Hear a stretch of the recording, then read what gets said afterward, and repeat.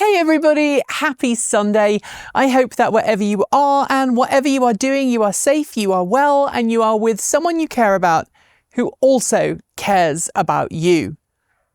We've had a lot of rain this week in the garden, but that's not the topic of today's Sunday Musing. So go and watch the Chicken and Garden update if you are so inclined. There's also the mystery of who's been eating all of my chicken feed, which is not really a mystery, to be honest. Anyway, today we are in fact back from our Thanksgiving break. I hope that if you were celebrating and you had some time off, it was an enjoyable break. I can't believe that we're already back at work, but I don't have to worry too much because in 3 weeks time, we're going to have another break for the Christmas and New Year period. So we all need it. We really all need it. Anyway, today I want to talk to you about what is driving up the cost of new vehicles. Like it or loathe it, the President of the United States held an event this week at which he announced that the US government is going to roll back the corporate average fuel economy standards for light-duty vehicles. That includes cars and the majority of pickup trucks that private citizens drive around. And his his reasons for doing so included the fact that he doesn't like his predecessor, Joe Biden, very much, included the fact that he believes that electric vehicles are not all that great, and the fact that he believes that fuel economy standards are driving up the costs of new vehicles. And I want to ask you all what you believe the real reason for rising prices of vehicles around the world is. It's not just a US problem. Obviously, in the US, it's fairly obvious what's been driving the price rises. Some of it is down to tariffs on imported components and steel and trade policies that the US currently has, some of which obviously were enacted by the current president. But there are also other forces at work, and I think some of it is, yes, a lot of EVs on the market today are still quite expensive because automakers have chased range per charge as opposed to efficiency. And if you look back in history, the BMW i3 was such a revolutionary vehicle at the time and still is today, because when BMW engineered that vehicle, it said, okay, we're not going to just whack a really big battery pack inside this vehicle.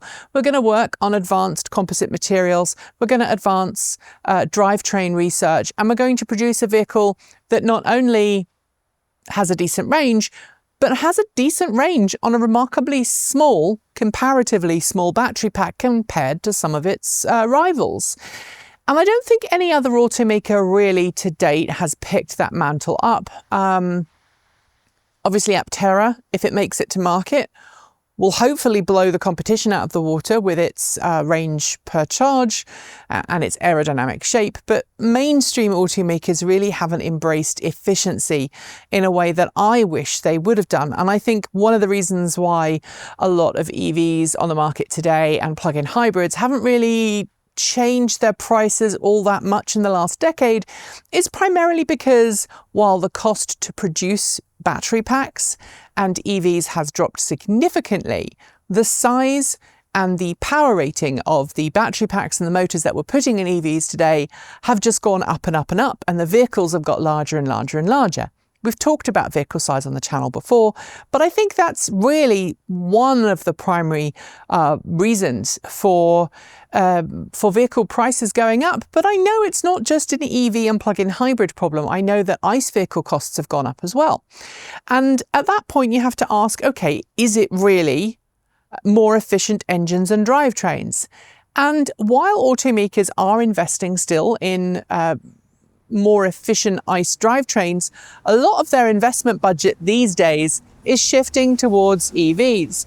And they are, while they might be producing EVs, they're still churning out V6s and V8s and other types of gas guzzlers, many of which have still got quite noticeably high sticker prices despite having older technology. And we can explain some of that away, kind of from the geopolitical angle of, well, tariffs, etc., etc. And, it's not just US tariffs affecting the price of US vehicles. It affects vehicle prices around the world. But I think it's also down to the inclusion of advanced technology in the majority of vehicles.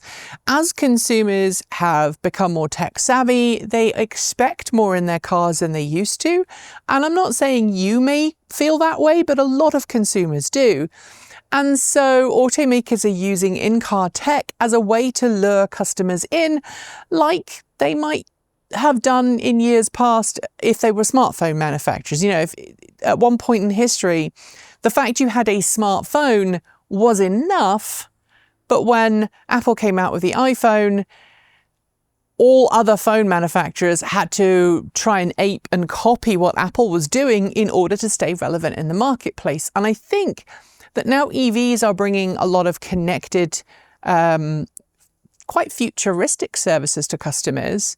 ICE vehicles are now having to copy that. And you're now seeing connected services become a fairly standard feature across most markets around the world, across most vehicle price points, even if it's very basic services like an online mapping system. Instead of, having your maps on an SD card that you just put into a slot on your dash and then you forgot about it, which a decade ago was the norm. And if you wanted to have a new updated map, you had to pay $400, $500, $600 for a new SD card to be mailed out to you. And sometimes it had to be officially coded to only work to your car's VIN.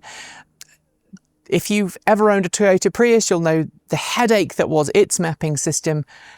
That wasn't all that long ago. But now, it's all about over-the-air updates, it's all about software development, it's all about new features. And for automakers, it's all about features that they can sell you subscription services to. And I think at the end of the day, I'm not looking at this kind of in any analytical point, but my gut reaction is that connected services are actually costing automakers a lot of money, and they're putting it in these vehicles and they're passing the cost on to customers, because not only can they charge customers for access to the service, they can also increase the sticker price because those vehicles have connected services. They're not adding the connected services as a complimentary extra and then asking you to pay for a subscription service if you so desire. They're rolling in the cost of development, they're rolling in your free trial into the purchase cost of your vehicle, and that ultimately puts the price of the car up. And I've been talking to the team this week, and Vi quite astutely pointed out, automakers have been taking a lot of things out of cars that a decade, 2 decades ago would have been standard fit features, like spare wheels, like jacks. More recently, sometimes even tyre mobility kits are now being included instead of being a standard fit feature if you don't have a spare wheel. They're now becoming an add-on that you must spec at time of purchase, or be content buying a fixer flat can or your own tyre compressor after you've purchased the vehicle. And obviously we're seeing that with all kinds of EVs as well. Charge cables used to be included as standard. Now they're generally considered an optional extra unless you have a really high-end vehicle, or sometimes you might get a kind of a low-end emergency charge cable for free. But if you want one that can actually meaningfully charge your vehicle at any speed, you're going to have to fork out a couple of $100, maybe even more, to get that at the point of purchase. And so I'm starting to think that, laying the blame at the feet of efficient vehicles, whether that be more efficient gasoline or diesel vehicles, or whether that is electric vehicles or plug-in hybrids, claiming that they are the reason that vehicle prices are going up is incredibly short-sighted, incredibly, patently false. And I think as a community, we need to be having this discussion and talking to one another and talking to our elected leaders about what's really going on. And as I said in my analysis piece, even, I cannot speak today, as I said in my piece analysing the introduction of per unit distance driven taxes on EVs, whether that's per mile or per kilometre taxes, the data very clearly shows that EVs are orders of magnitude better for the planet long term over their life than comparable ICE vehicles.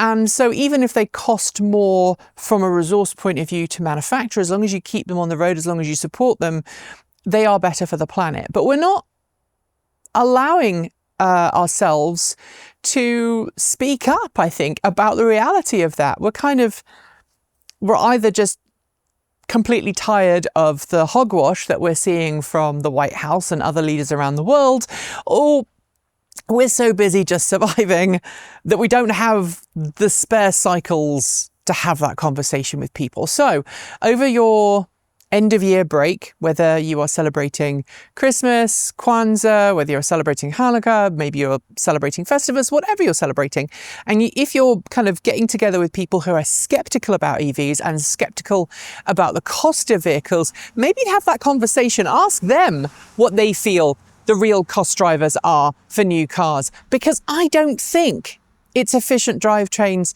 and battery packs. I think it's all of that tech and all of those expected features that automakers are now rolling in and charging us, the end users, the consumers, to have in our vehicles, so that we can then become a revenue stream for those automakers down the road. Enjoy the rest of your weekend. I hope you have a wonderful, peaceful one even. Wow, I said I couldn't speak today. I am very tired. I have wobbles. It's the middle of the day and I have wobbles, which is never a good sign. But Transport Evolved Take 2 is always about me being very honest and open, and I try and be as authentic as possible. It's not like 10 where I stand up in front of a camera and I have a suit on and I speak.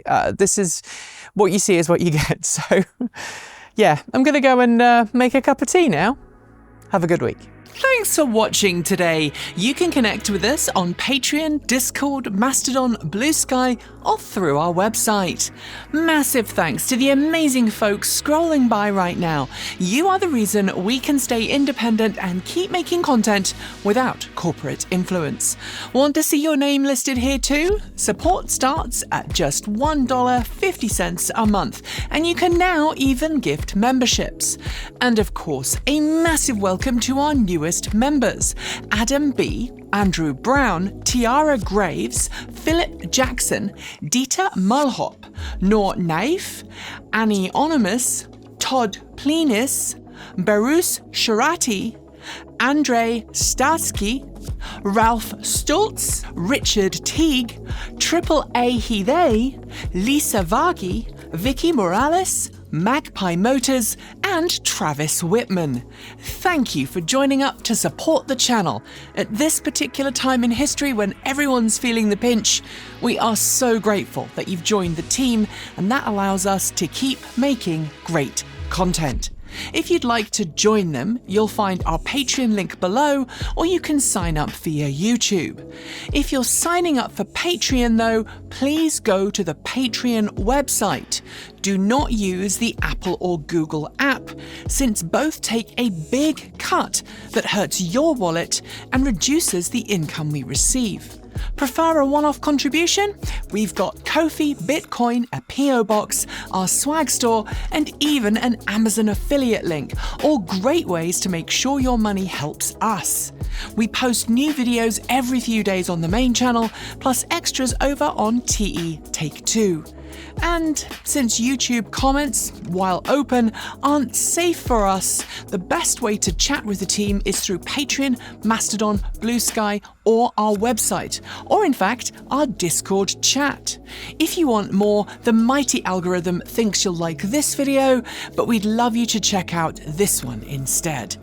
Be awesome, be kind, be intentional, and never forget to resist.